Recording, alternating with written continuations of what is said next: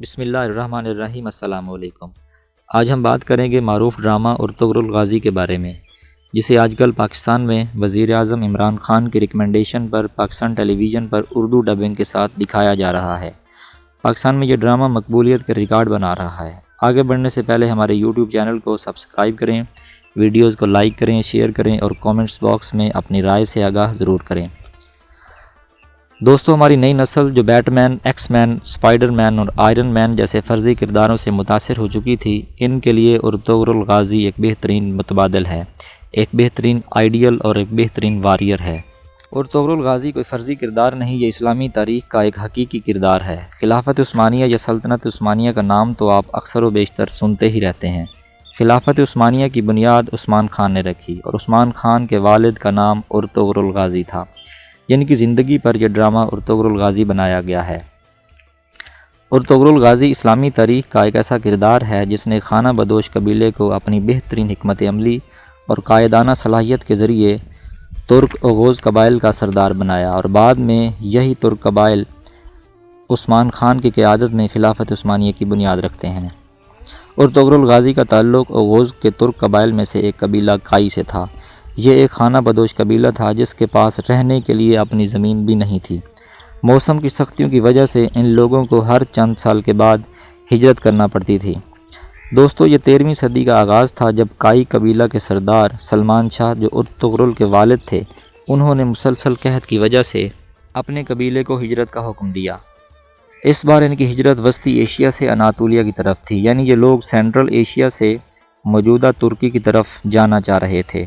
Central Asia میں اس وقت منگولوں کا زور تھا اور منگول ترک قبائل کو پریشان کرتے رہتے تھے۔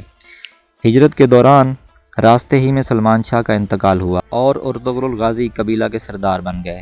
گو کہ قبیلہ کے اندر بھی سرداری حاصل کرنے کے لیے کئی سازشیں کی جا رہی تھیں، لیکن ان سب کے باوجود ارطغرل غازی نے بیک وقت اندرونی سازشوں کو بھی کچلا اور سلجوق سلطنت سے اپنے قبیلہ کے لیے مستقل زمین بھی حاصل کر لی۔ یہ زمین تقریباً 600 مربع کلومیٹر تھی، جس کے بدلے میں ارطغرل غازی کے قبیلہ کو سلجوق سلطنت کا وفادار رہنا تھا اور سلطنت کو صلیبیوں اور منگولوں کے حملوں سے بھی بچانا تھا، کیونکہ جو علاقہ ان کو دیا گیا تھا اس کی سرحد بیزنٹائن امپائر سے ملتی تھی، اور بیزنٹائن امپائر میں اس وقت سلجوق سلطنت کے خلاف سازشیں عروج پر تھیں۔ جیسے ہی ارطغرل غازی کو اپنے قبیلے کے لیے زمین حاصل ہوئی، انہوں نے بڑی دانش مندی سے تمام ترک قبائل کو اکٹھا کر دیا۔ یہیں سے ارطغرل غازی نے اپنی بہترین جنگی حکمت عملی اور اللہ کی ذات پر کامل یقین کے ذریعے ایک سلطنت کی بنیاد رکھی، جس کو بعد میں ان کے بیٹے عثمان خان نے سنبھالا۔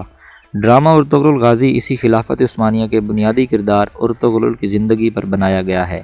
یہ ڈرامہ ترکی اور دنیا کے کئی ممالک میں کامیابی کے بعد اب وزیر اعظم پاکستان عمران خان کی ہدایت پر پاکستان میں بھی دکھایا جا رہا ہے۔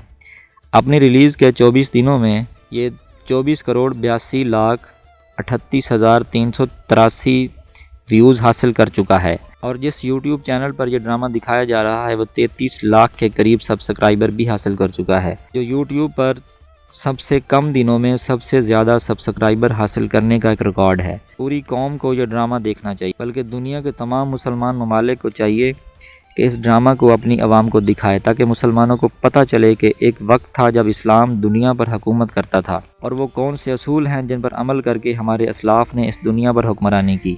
ان کے پاس کچھ بھی نہیں تھا سوائے اللہ کی ذات پر کامل یقین اور رسول اللہ صلی اللہ علیہ وسلم کی ذات گرامی سے محبت، جس کی وجہ سے جھونپڑیوں میں رہنے والے خانہ بدوش قبائل سے جنم لینے والی خلافت عثمانیہ تقریباً 600 سال تک دنیا کے 3 بر اعظموں پر حکومت کرتی رہی۔ آج اس طرح کے ڈراموں کا پاکستان میں دکھایا جانا بہت ضروری ہے، کیونکہ 1980 اور 90 کے دہائی کے بعد جو میڈیا پر طوفان بدتمیزی بپا ہے، وہاں پر ارطغرل غازی جیسا ڈرامہ امید کی ایک کرن ہے۔ پاکستان میں ایک وہ دور بھی تھا جب اینک والا جن، اندھیرا اجالا، الفا براوو چارلی، دھواں اور وارث جیسے ڈرامے پاکستان کی ڈرامہ انڈسٹری کی پہچان ہوا کرتے تھے، لیکن اس کے بعد پاکستان کی ڈرامہ انڈسٹری زوال کا شکار ہوئی اور پاکستانی ڈرامے اخلاقی اقدار سے دور ہوتے چلے گئے، اور ڈرامہ انڈسٹری میں فحاشی اور عریانی کا سیلاب آ گیا، اور پوری قوم کو سلو پوائزن کی صورت میں یہ باور کرایا گیا کہ فیشن صرف وہ ہے جو آپ ڈراموں میں دیکھتے ہیں، یا جو آپ کو بالی ووڈ اور ہالی ووڈ کی فلموں اور ڈراموں میں دکھایا جاتا ہے۔ ان سب چیزوں کی وجہ سے بہت سی اخلاقی برائیوں نے جنم لیا، اور رہی صحیح کثر پاکستان کی سٹیج اور تھیٹر انڈسٹری نے نکال دی، جہاں پر زو مانی جملوں اور فحش جگت بازی کو فن کا نام دیا جاتا ہے۔ اور آرٹ کے نام پر فحش ڈانس دکھایا جاتا ہے۔ اس طرح کے ماحول میں ارطغرل الغازی جیسے ڈرامے کا پاکستان میں دکھایا جانا یقیناً امید کی ایک کرن ہے۔ اس ڈرامے کو دیکھنے کے بعد یہ احساس ہوتا ہے کہ مرد داڑھی کے ساتھ کتنا خوبصورت اور باوقار لگتا ہے اور عورت مکمل لباس میں کتنی جاذب نظر اور دلکش دکھائی دیتی ہے۔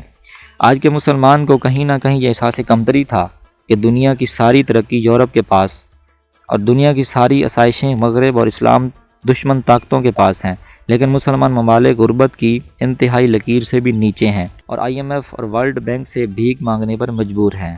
ارطغرل الغازی کا کردار ہمیں یہ سکھاتا ہے کہ اگر اللہ کی ذات پر کامل یقین ہو اور نبی آخر الزمان صلی اللہ علیہ وسلم کے ساتھ محبت ہو تو اسی دنیا میں حکمرانی حاصل کی جا سکتی ہے۔ اگر حضرت عمر فاروق جیسا عدل ہو اور حضرت علی علیہ السلام جیسی دلیری اور شجاعت ہو تو ہم لوگوں کے دلوں میں بھی اپنا گھر بنا سکتے ہیں۔ ارطغرل الغازی کا کردار ہمیں یہ سکھاتا ہے کہ حالات چاہے جیسے بھی ہوں، ظالم کا ساتھ نہیں دینا بلکہ اس کا مقابلہ کرنا ہے۔ دوستو، یوتھ ایمبیسڈر کو سبسکرائب کریں، ہماری ویڈیوز کو لائک کریں، شیئر کریں اور کومنٹ سیکشن میں اپنی رائے سے آگاہ ضرور کریں۔